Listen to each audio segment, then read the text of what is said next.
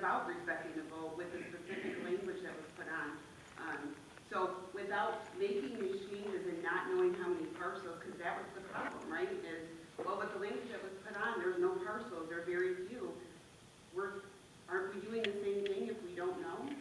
And I know it's hard, but that's one thing, and I did have one other comment that I had checked with corporate counsel today. I had asked about new businesses, so if this passes and a daycare wants to go in, would they then have to separate themselves by 2,500 feet?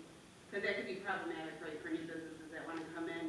And the answer was that they would not, they would be able to choose whether to, so just for clarification. Mr. Plato, if you want to respond to that? No, but Councilwoman Whitten stated is correct. The restrictions, the minimum footage and distances would only apply to the marijuana establishments. The church or a library or even a residence were to come in and subsequently be within that 2,500.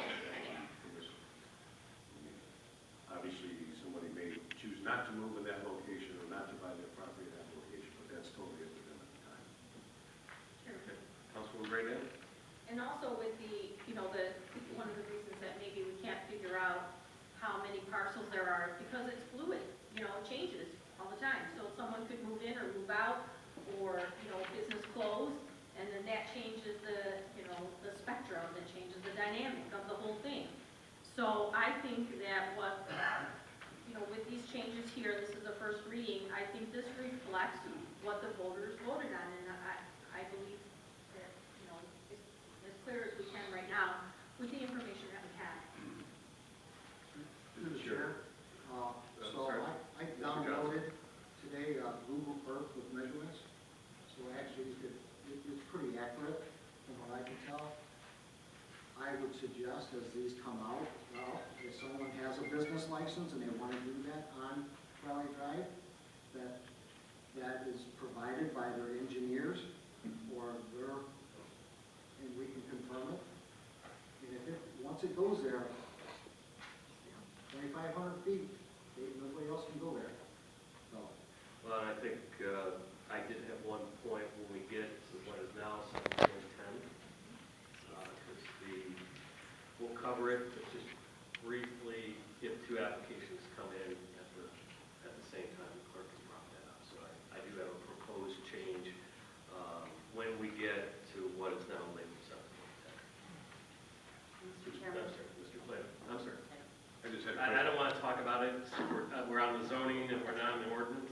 But sorry, go. To the chair, just for clarification, are we deleting section BG, B1G?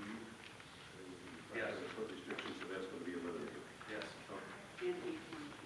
Yes.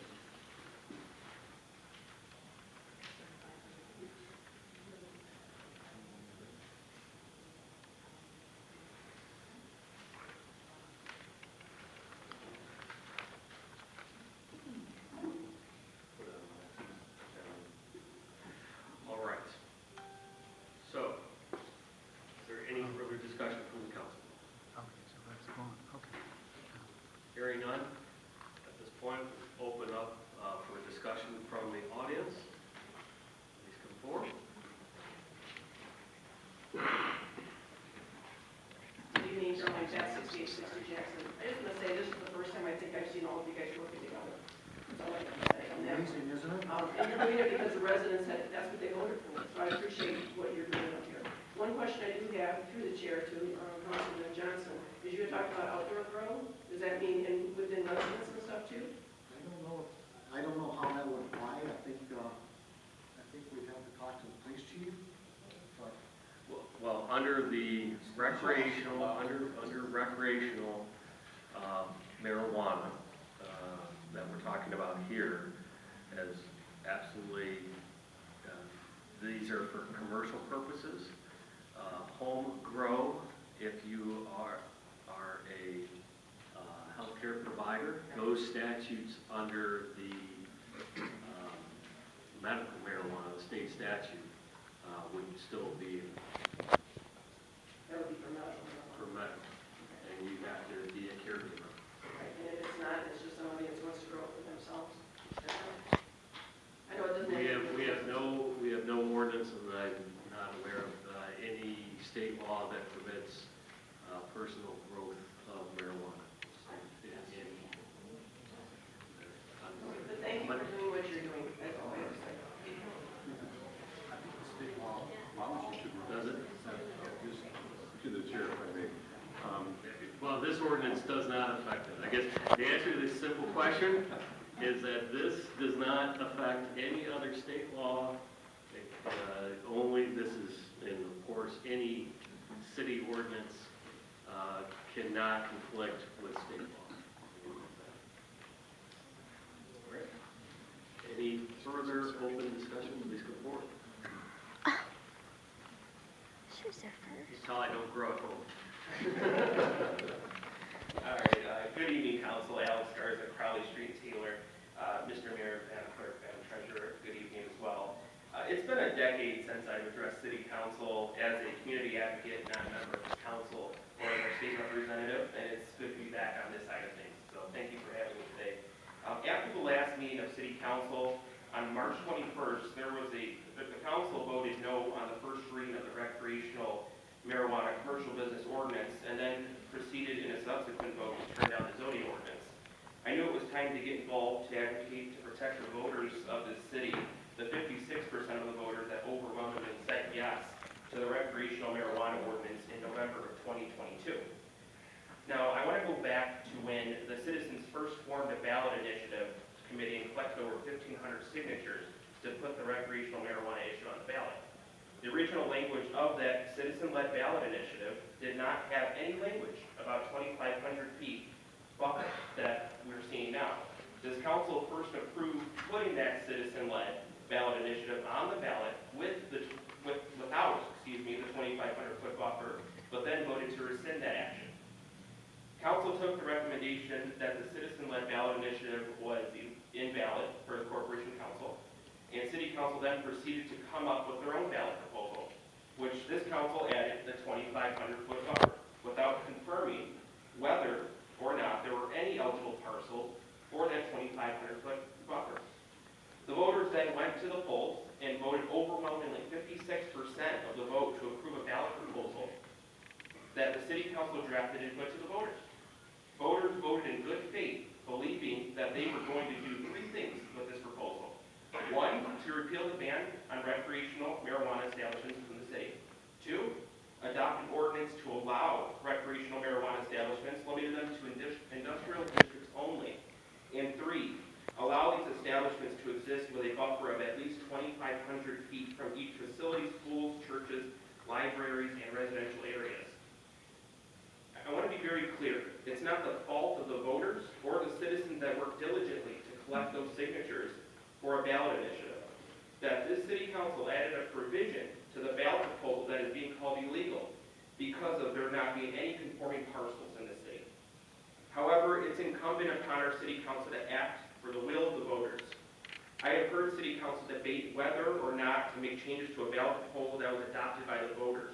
However, it is allowable for this council to do what is necessary to meet the spirit of that ballot proposal that would make it a legal one, which I'm encouraged by the discussion that this council has tonight on this. Hearing statements come about this language doesn't work and there isn't anything council can do about it is an unacceptable stance.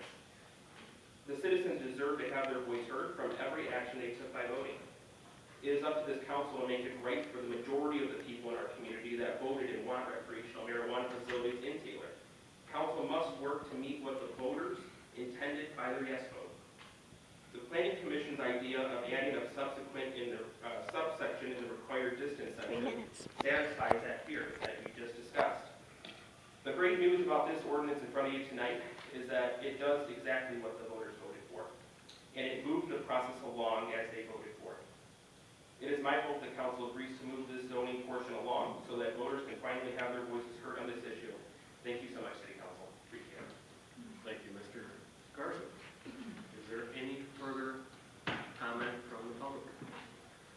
This lady first, and then you, sir. I'm Tony Jennings, I'm Kensington here in Taylor, and Mayor, Chairman, and City Council.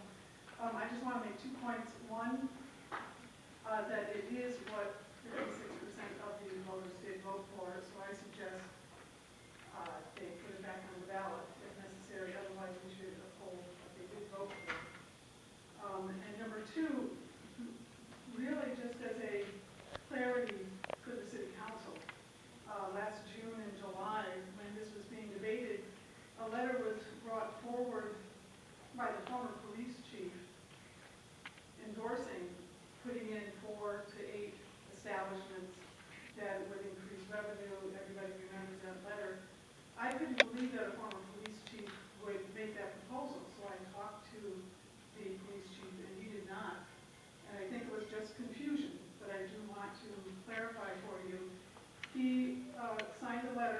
very short, so I'll read it. To whom it may concern, this is to advise any concerned parties that I did not offer the letter given to the Taylor City Council.